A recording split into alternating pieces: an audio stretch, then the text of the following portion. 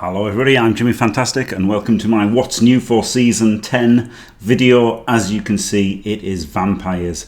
Very exciting, one of the best teams on tabletop, up there with Amazons. Not quite as good as Amazons in NAF style, but incredible in leagues, especially when they get to, high TV, when they get loads of skills on them, they become unbelievably powerful. So this is a very cool one, really cool for the competitiveness of the game. Right now we have basically all the teams that matter. Yes, there are a few ones missing, stunty teams and stuff, but as far as what we want in the game for competitiveness, this is it. So yeah, here they are. You can see they get Vargeist, a big guy, looks pretty cool, and he's actually really good. If he was on any other team than Vampires, more people would take him. But the thing is, the Vampires get hypnotic gaze, and that's what makes them amazing. So you want to spend your TV on guys who can gaze. So there's the Blitzer, really nice. Got a big helmet. I'll just go through these. Then you've got the Thrower, the Colgate Smile, glorious. I think these look great. Honestly, really, really happy with these. Then you've got the Runner, incredible movement 8, ridiculous. So, they've got a lot better now. And then there's the Rubbish Thrall. He just gets in the way and gets bitten. And we've got a new star, which is Count Luther von Drachenberg, who is pretty amazing, strength 5 with block step. So yeah, that's the team. Well, I'll of course do, an arena guide and a team guide for them. But yeah, the big bad thing about them is Bloodlust, but it's not that bad anymore. I mean, there's a lot to read there. You can pause it and read it if you don't know Bloodlust, but basically they've got to roll a 2+2 act every turn, and sometimes they can bite a thrall, sometimes they'll just stand and do nothing. Most of the time they'll stand and do nothing nowadays, actually. And yeah, Hypnotic Gaze is amazing. It disables tackle zones, skills, and everything. The Blitzers get Juggernaut, which is very handy. And the Throwers get Pass and a PA of 2+. So the Throwers are actually brilliant at passing, as well as just being a Strength 4 Vampire. So it's a very, very cool team. Legitimately a very cool team. Okay, heading over the Blood Pass, you can see the first thing is the Vampire team. Then we've got a skull beard for the Troll Slayer. That's a pretty cool beard, actually, quite like that. And then you've got the name there. Customization, that's not bad, is it? Banner, dice, people like the dice, that's a decent one. More armor, there's the cheerleader zone. Can we click this for a preview? Yeah, as you'd expect, isn't it, really, for Vampires? Bit of warpstone, bit more armor, lots of armor for the Vargeist, right? That's the theme with this. The Vargeist gets loads of armor through its customizations. Interesting ball here. I guess this will be animated in the game. A bit more armor there for different players. Blood Mist, ooh. Spooky. Armor for the Minotaur. I don't know what I was saying there. Interesting dice there. Looks funny, doesn't it? Bat Lord. Yep. Wandering Soul. There's the coach thing. More armors. Big armored helmet. Gutter Runner with Warpstone. Interesting. And yeah, more armor. More armor. Fantastic. I'll be using this. That's great, isn't it? Fantastic. Ogre. Nice shoulder pad for the Ogre there. The coach zone for the Vampires. That's interesting. I like the animated coach things. More armor and stuff. Vampire count. A lot more armor. That's pretty good, isn't it? What's that? The Thrower. Yeah, that's good. Bit of gold. Like that. And Bone Mist. These dice look pretty nice. They're free as well. That's good. Gold helmet. There's stuff like All World Alliance that get more customizations, right? Because they're the ones that are in the base game. So they're the ones that keep getting Blood Pass stuff. Flaming Skull's Ball's pretty nice. And then when you finally get to the end of the Blood Pass, you obviously get vampires for free, or if you've paid, you get this animation for your Vargeist, which is very cool. Vargeists are really cool players. The problem is they're just not a hypnotic gazing vampire. But yeah, pretty nice Blood Pass. Okay, now these are the rules for the Vampire Arena, and this is really cool for me, particularly, and for lots of people, because it is the World Championship rules. So of course I'm in the play-ins, so I'm going to have to qualify for the World Championship, but I can use these rules to practice with and stuff. And yeah, this is it. They've slotted vampires into tier 2, equal to Dark Elves, Lizards and Wood Elves. Can't use Vampire in the World Championships, which is good because honestly, on Tabletop, it's funny saying, we've got everything competitive now. Tabletop doesn't really have everything competitive, right? Because what happens with Tabletop is there's Torquemada, who's a good player who played lots of vampires, and there's not many other people. There are a few other people, Don't feel like I'm snubbing you if you're a good player and play vampires on Tabletop. But, Torquemada is remarkable in how many games he's played with vampires. So most people aren't playing vampires very much, and they're not playing with vampires very much. So the great thing about this coming to Blood Bowl 3 is, we've got the pickup games. We can actually finally have lots of good players playing lots of good games with vampires. So that's going to be really interesting to see, what people do with vampires in this. And apart from that, it's the World Championship rules. We've got 2 primary skills on one player, which is, Mighty Blow Tackle for humans, and the Underworld will get a strong 1 turn. Maybe a bit of a problem, the Underworld, honestly, with Sidestep and 2 heads. But everything else is just going to be fun, It's going to be really cool to see how this all shakes out for the World Championships, which is coming next season as well.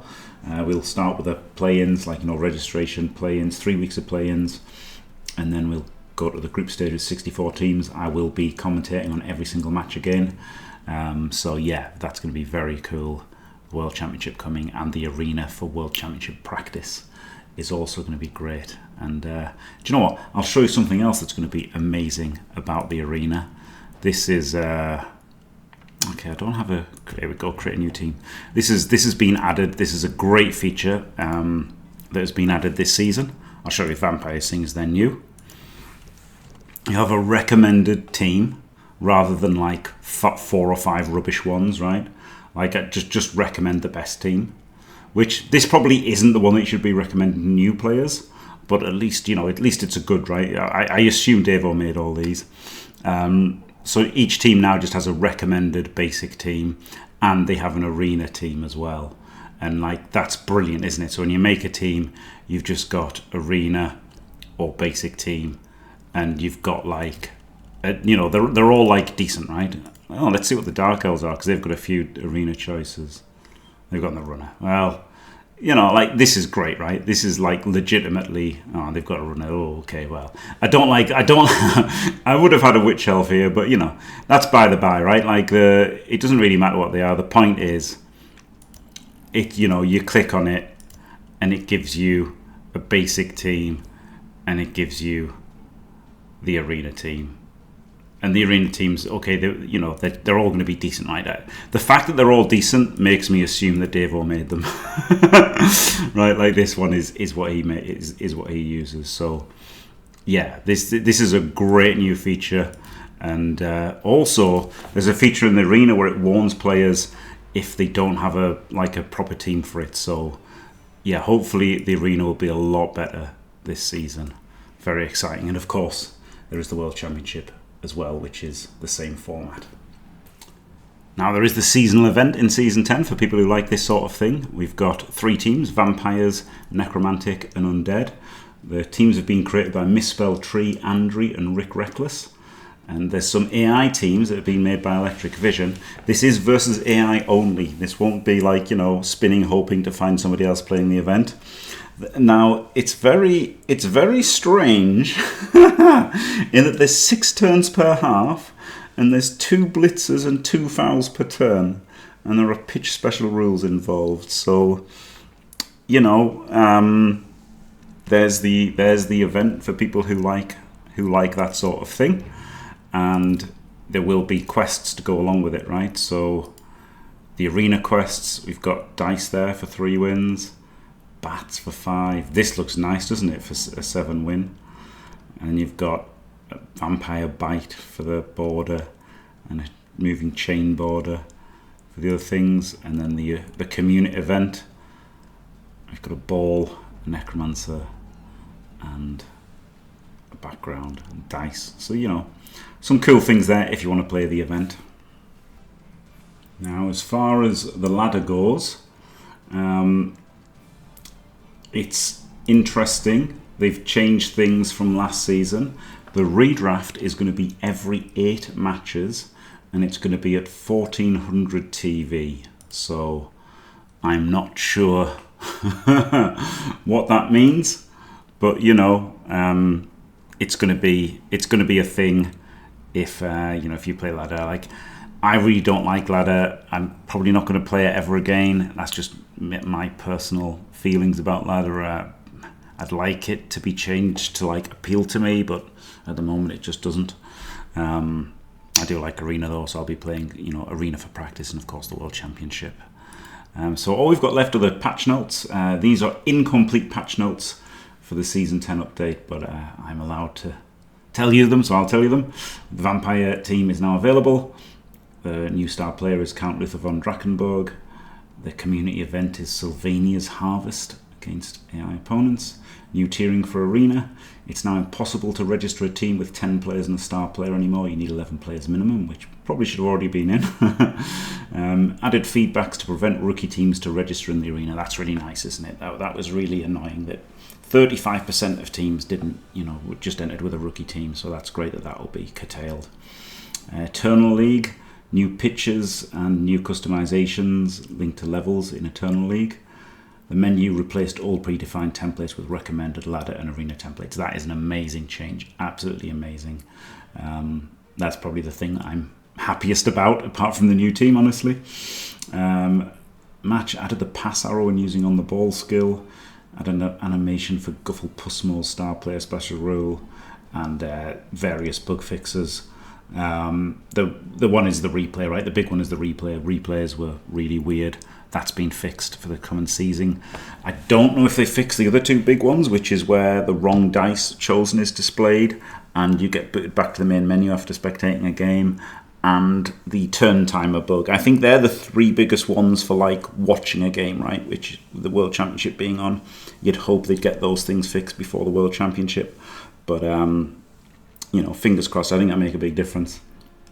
But yeah, overall, really good. Now, of course, with having vampires and hypnotic gaze and bloodlust, there might be problems. There might be, you know, there might be a bunch of bugs with that. But we'll see. We'll see. It'll be all right in the end, I'm sure. But yeah, very exciting. I think the templates are incredible. I think that's the biggest thing for me in terms of functionality. And of course, it's going to be really exciting to see vampires in action. You know, on ladder, they might not get so good on ladder, but certainly in private leagues, if they're not concerned about how your TV goes, like if they don't care about redrafts and stuff, then big vampires will be huge in leagues, and it'll be really interesting to see them in arena as well. The only thing is, of course, that they might get nerfed when the new rules come out on tabletop. Those new rules, Blood Bowl 3 will update to the 3rd season rules. They'll be doing that in 2026, they've already said, so that won't be Season 10, it won't be Season 11, it might be Season 12, maybe Season 13 is more realistic. But yeah, so they will be updating it. All of the things that people have paid for will just get updated. You know, they're not going to try and fleece anybody. They're just going to update what everybody's got. So that's huge news for Blood Bowl 3. Very excited for the future of Blood Bowl in general. So yeah, great news, great stuff. Thanks for watching, everybody. Don't forget to leave a like and subscribe, and stay fantastic.